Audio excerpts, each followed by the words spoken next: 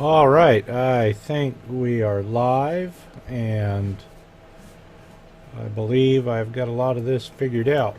It took me a little bit to. I'm playing with some new software, so it took me a little bit to get all this stuff worked out to where it made sense to me, um, and that's why I had that big glitch a little bit earlier.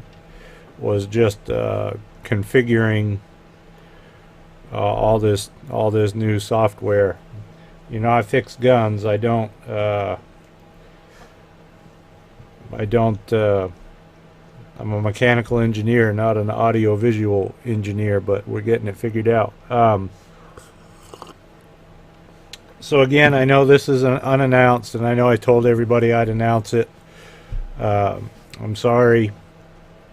It's just a lot easier for me to go do it this way and not have to, hook up the camera, record it, download it into Premiere Pro, edit it, and then post it. This just takes a lot less time. One thing that I did want to say is I had some pretty good comments and questions, which I do need to get my phone this afternoon actually, and one came in via email. I'm going to answer that, and then I've got some announcements that I hope are kind of good that'll be coming along. So I just want to, right now I'm just going through to make sure everything's working. I hope y'all can hear this okay, and I'm just checking to make sure that the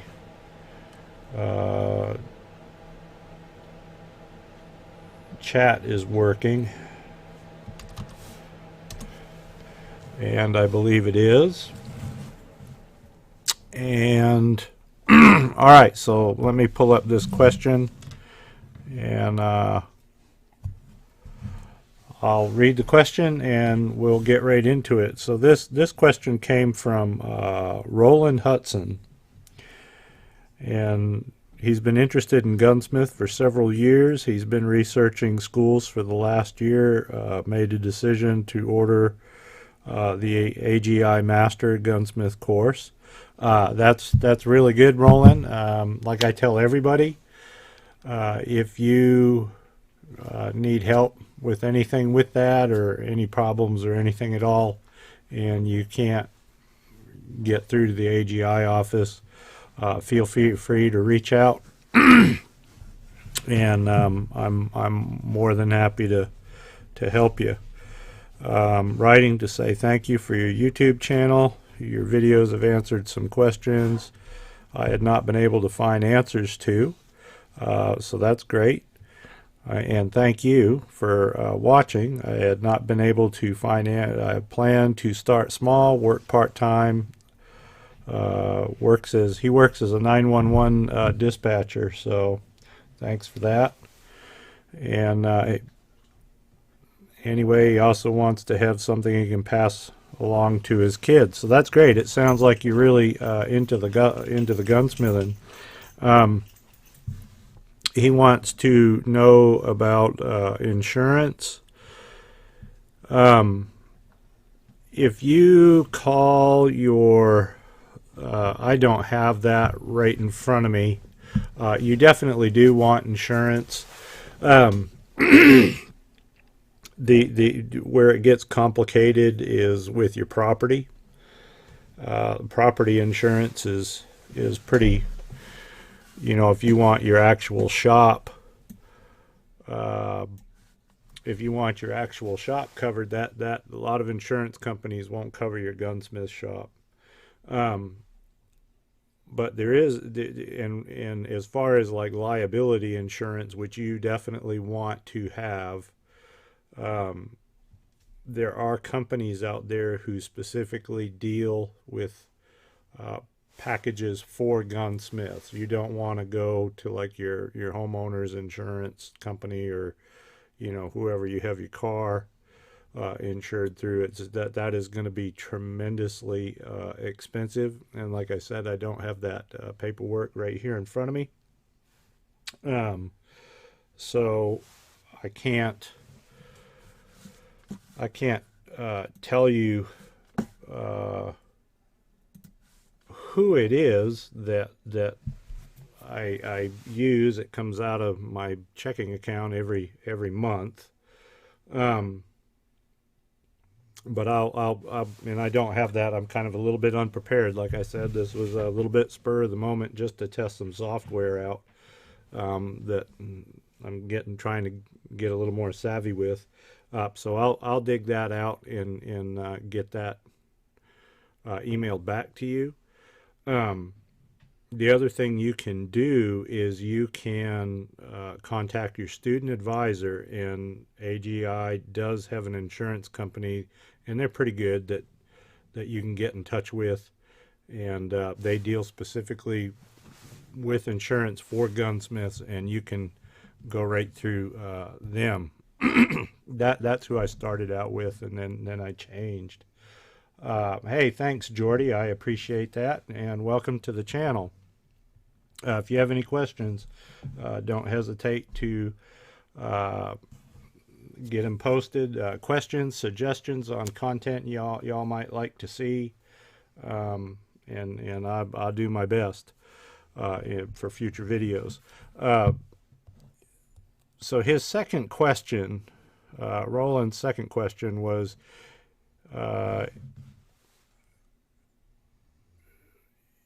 do you document incoming firearms through photos and videos in addition to take in paperwork, QuickBooks you showed on your video? Yes, I do. If I'm doing antique firearms, absolutely. I had been taking photos. The video idea is great. The reason I like the photos is because when I do the appraisal sheet, I can attach those photos to the appraisal sheet, and everybody's knows what's going on. There's no surprises. But the video idea is a great idea. Actually, it wouldn't take very long. And the one thing that I do is I do all of that before the work is being done. With the customer present, and then I do all the photos when they pick their firearms up, and they sign off on that everything was received. And depending on what we did, if it's an antique restoration, for example, they'll sign off that all work was done very well, or if they, if it was an antique that came in, but there was a hard malfunction with the firearm to where it didn't work, and we just had to fix it, but there was not a restoration, and maybe there's some damaged screws and a split stop and stuff like that they want to take care of. I photographed that, and it's documented on the bill or on their invoice, as well as in the appraisal as to the work, and they sign off it. It's all about in the service we had this thing called cover your ass, and that's what it's all about. Sometimes is making sure that you don't get in a situation where somebody can say, well, you screwed that up and that's a $300 screw because you can't get them anymore. And that's just how I deal with it. So yeah, the video is a great idea. That's something I might actually start implementing. And then his third question, which this actually leads into some other things that I'm going to talk about, is he asks, what advice would you give someone who's just starting out? That's really a loaded question in some ways. I would, my advice is don't get in over your head. If you don't understand something, there's no shame in saying, man, I don't understand this, or maybe the repair that needs to be done is beyond what you're comfortable with doing. So in that case, you can always reach out to get help from other local gunsmiths, or like one thing that I do is, in fact, I have one being shipped in now. Is the part, it could probably be TIG welded back together. The guy doesn't have a TIG welder, and it looks, based on the pictures that I got, it looks distressed enough to where I think I'm just going to go ahead and make the parts. That's the advantage of having a lathe and a mill. You can do those things, and so I'll see. Either way, when that gets here, I'm going to cover both aspects of it.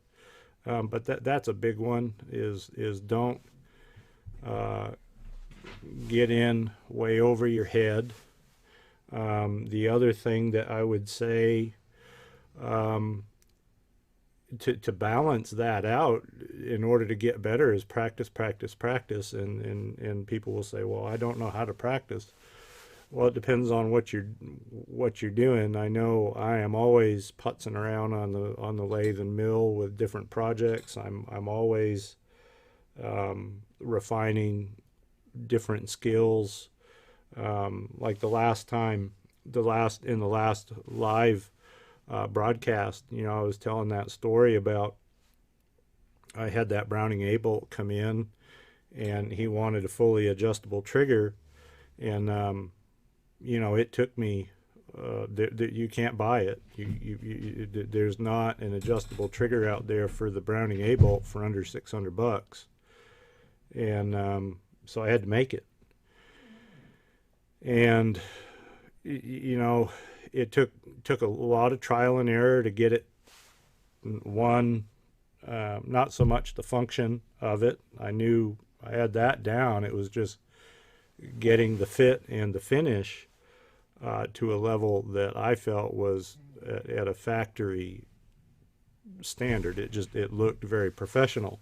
So obviously I didn't go to a factory trigger and attempt that. I made the plates, installed the screws, pin welded everything that I had to, and used the triggers. It's like doing a trigger job on an AR.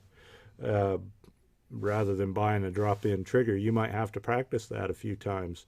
Hammer triggers and sear springs and those things, they're cheap. You're gonna spoil a few to get good at it. But that's how you get good at it. So you have to find that balance, to never stop learning and never stop improving. Me personally, I don't like to ever tell anybody no. I just, I don't. I've got a lot of things, and I'm trying to remember what it was. There was a kind of a complex part that came in. It didn't have anything to do really with gunsmithing per se, but it was just somebody got caught in a bind and they needed this part. And I took the afternoon off, and I've got tons of scrap aluminum kicking around, and that's why I have aluminum. It's fairly cheap. I don't mind screwing it up. And it is very, very machinable, so I can go in and use that aluminum for different for test pieces to get what I want, and then I'll go ahead and make whatever it is I'm trying to make. So I'm not afraid. I don't sacrifice time for money. I did craftsmanship is there's a balance there, and I think if you start worrying about your bottom line too much, you lose the craftsmanship. So hopefully that answers your questions on that. And like I said, if y'all have any more questions, suggestions, go ahead.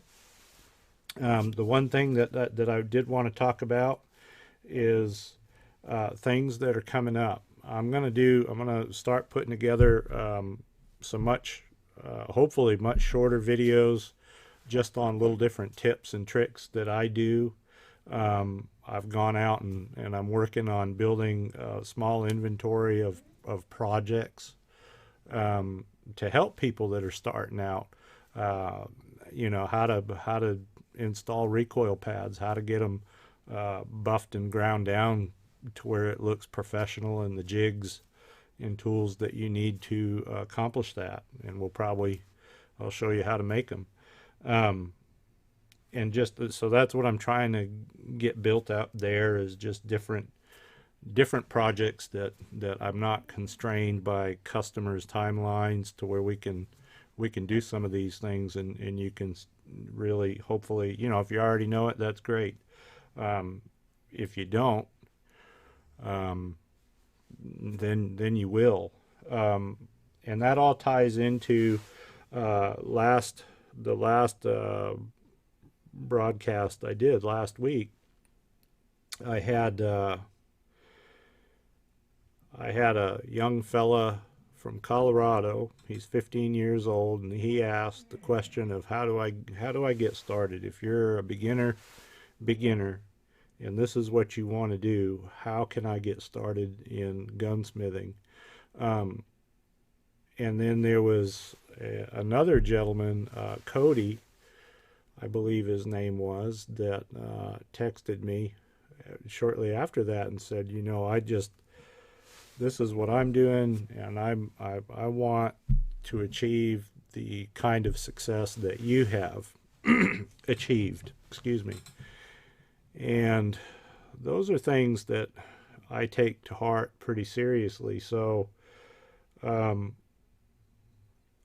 kind of reworked my whole thinking on things around those two things. And so we're going to do some beginner projects. We're going to, I'm going to start talking about how I have gotten to be. I don't know how people measure success. I measure success, not, I like to eat and I like to pay my bills and those things. But I also really enjoy making people happy. I think my dad told me, if you always exceed, I got to think how he used to say it, is if you always strive for excellence, if you always do your best, you'll please most everybody and you'll astonish others. And basically what he's saying there is always strive for excellence, because if you screw up, the whole world's going to know it. And sometimes that means the almighty dollar has to take a little bit of a back seat until you reach a certain point. So some things that I'm going to be doing is I'm going to start a podcast. So it won't be strictly limited to video, because I think a lot of this stuff, we can listen to it. I listen to podcasts all the time. If I'm on the road, I don't watch TV very often. I've always got something on YouTube in the background, it seems like. But I like the idea of the podcast because I think it's a very good way to talk about just those things without, like this could easily be a podcast, in my opinion. We're not working on guns. We're not sitting at the lathe. We're not drawing up a blueprint. We're not at the whiteboard. And the way I want to do it is a focus on success as a gunsmith, different tips and tricks. We're going to talk about probably different firearms, misconceptions, myths, kind of like a Mythbuster thing possibly. Obviously, question and answers, and just things like that. So it's going to be a whole nother edition that will work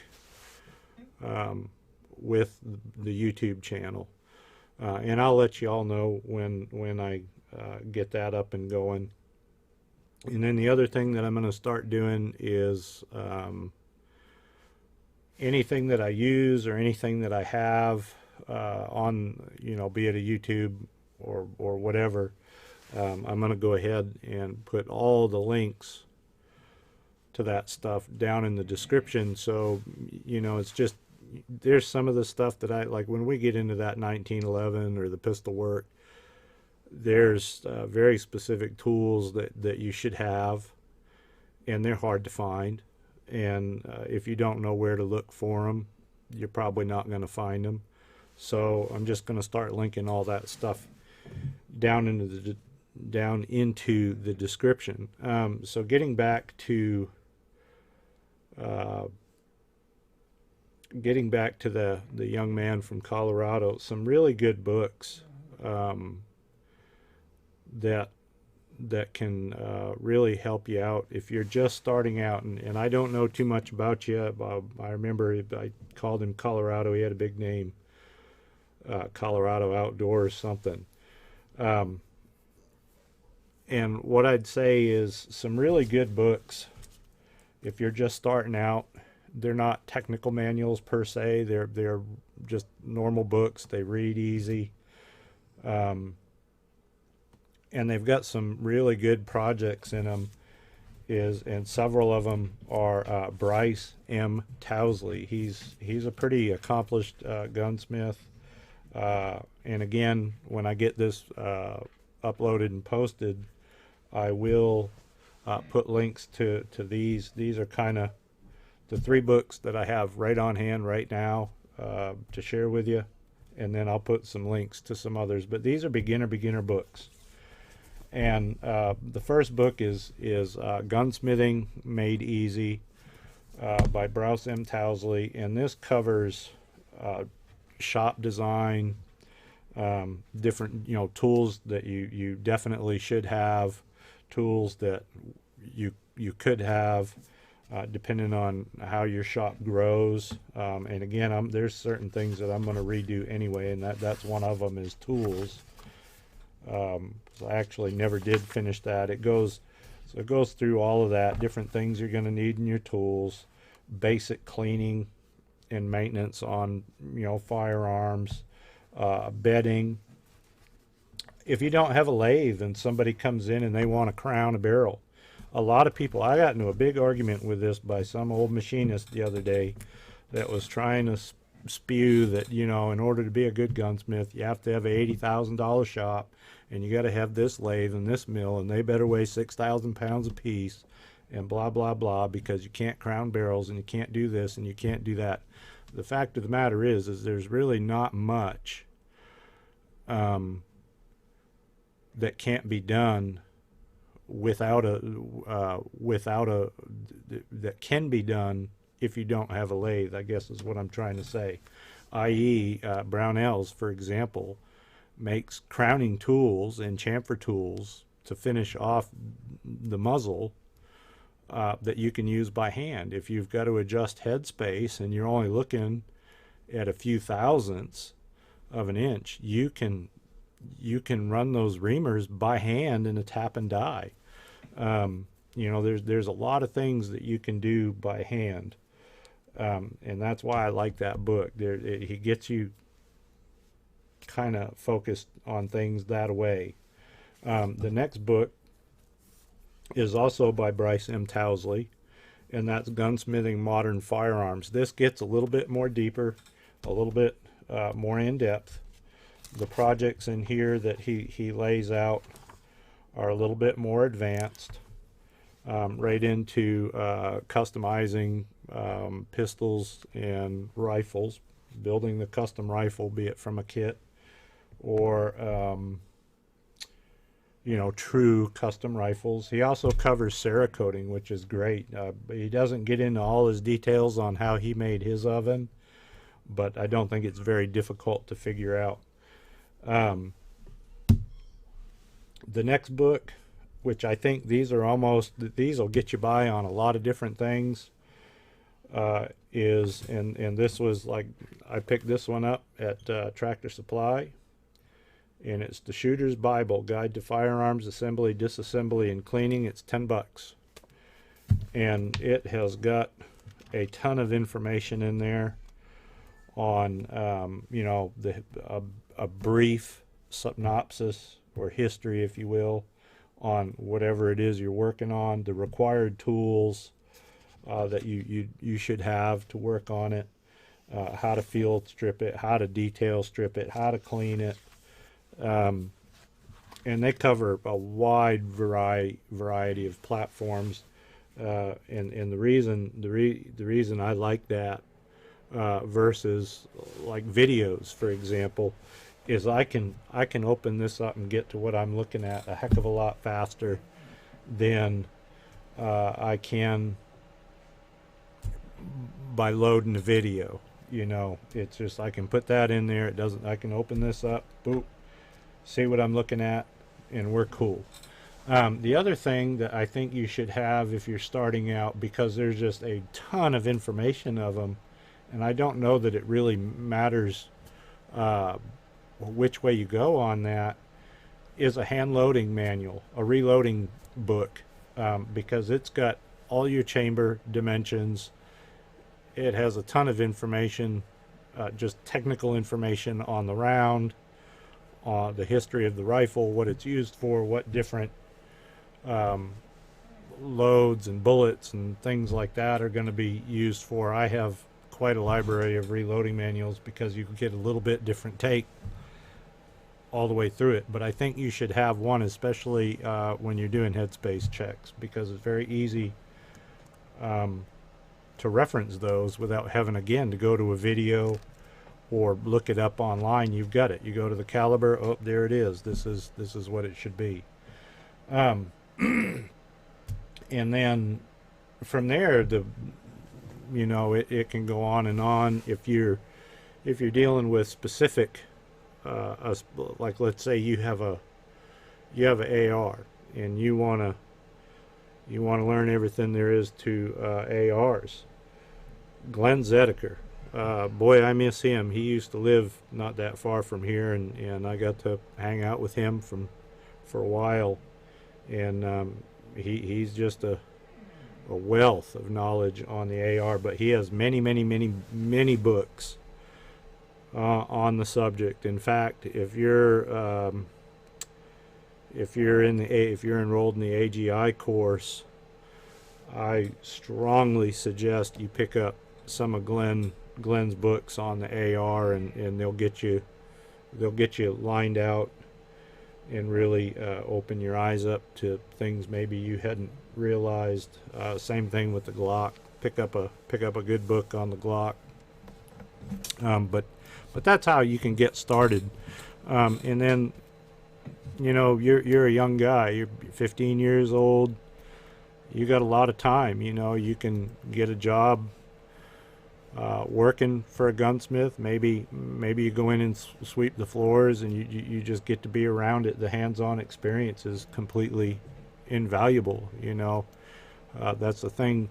You can learn a lot from a video, but when you actually have to sit down and do the work, that can be a bit intimidating for some people. I know I answer a lot of questions on bluing. I answer a lot of questions on, you know, the tip of this shotgun is bent or it's bulged or whatever. How can I, you know, man, I'm not too sure I want to do this. How can you do it? And there's just a many, you know, don't be afraid to ask somebody who knows. So anyway, that's pretty much about it. On the updates, like I said, this was more or less just to try out the new software and make sure I kind of have an idea on how to run it. I think the picture should be a lot better, and hopefully the audio is much better. I can't do anything about it when the heater comes on. It is pretty cold down here today, just raw. So you're gonna unfortunately probably get that background noise. And then, like I said, changes that are coming. I'm gonna structure the various avenues of the channel to simplify my life a little bit, to where I'm gonna have the podcasts going here pretty soon. I think they take a couple days to actually get approved, but I'm going to start working on that tomorrow. I've got a couple quick videos that I'm going to be doing before we dive into the Glock. I've just upgraded the camera, and that got, with Thanksgiving being yesterday, it got backed up on the shipping end of life, so I'll have that here on Monday. I'm looking forward to that, and then that should be a real nice, much better picture now. And so projects that are coming up is I've got a few short videos that are going to go through. I get a lot of questions on cleaning and the process I use for cleaning, and my thoughts on ultrasonic cleaners and things of that sort. So I'm going to do a video on that. I'm going to do a quick video on how to make your own gun lube. That'll work really, really well. In fact, this isn't anything this is just the old, it's just the old trade secret recipe. So those are all upcoming videos. I'm going to really try to start getting something out at least once a week. Other than that, guys, that's all I know. Thank you all for all y'all's supporting the channel. Don't forget to like and subscribe. Oh, that reminds me. When I go live, I had a lot of comments after the fact on how I missed the live broadcast. Is there a way that we can be notified? Thanks, Michael. I appreciate that. And yes, there is. If you go down next to the subscribe button, there'll be a bell, and the bell is for notifications. So you have to click on that, and then you'll see a couple little marks come out. That means that you're subscribed with notifications. And so, if I understand it correctly, if I actually post something in the discussion, like saying, hey, I'm going to go live Wednesday at 7:30, for example, you'll be notified of that. And if you have any questions, comments, suggestions, you can have that stuff already, and I'll get those answered live. Give us something to talk about. So that's how you do that. Now, the other thing that you can do, and unfortunately and I love the platform just for this, is if you do like the channel and you want to show your support, you can go over to Patreon, and I'm there at DH Gunworks, and you can subscribe over there, and that is a subscription service, and you can do that. And the minute I email everybody, and I can send out mass. It's just so much easier to communicate that way. So if you feel that you like what I'm trying to do here, and you want to help keep it doing, check out the Patreon. Outside of that, guys, we'll see you soon. Y'all have a great evening.